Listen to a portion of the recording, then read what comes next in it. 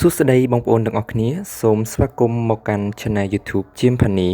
ក្នុងវីដេអូនេះខ្ញុំនឹងបង្ហាញជូនអ្នកទាំងអស់គ្នាអំពីរបៀបការដំឡើង Grammarly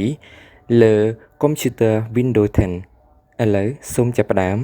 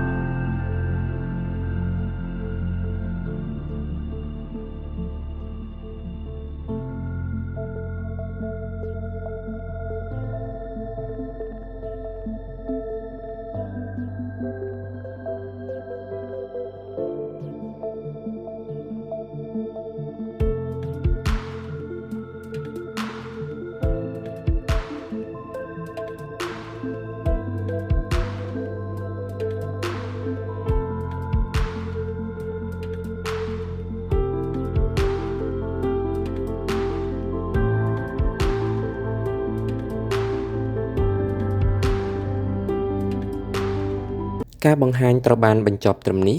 សូមអរគុណសម្រាប់ការទស្សនារបស់បងប្អូនទាំងអស់គ្នាប្រសិនបើបងប្អូនទាំងអស់គ្នាពេញចិត្តវីដេអូនេះសូមកុំភ្លេចចុច Like ចុច Share និង Subscribe ដើម្បីទទួលបានវីដេអូថ្មីៗលឿនពី Channel ខ្ញុំបាទប្រសិនបើអ្នកទាំងអស់គ្នាមានចម្ងល់អ្វីសូម Comment ចូលខាងក្រោមវីដេអូនេះខ្ញុំនឹងរីករាយឆ្លើយជូនតាមលទ្ធភាពដែលខ្ញុំអាចធ្វើបានក្នុងគោលបំណងដើម្បីចែករំលែកចំណេះដឹងទាំងអស់គ្នាយើងនឹងជួបគ្នាក្នុងវីដេអូក្រោយជាបន្តបន្ទាប់ទៀតបាទសូមអរគុណ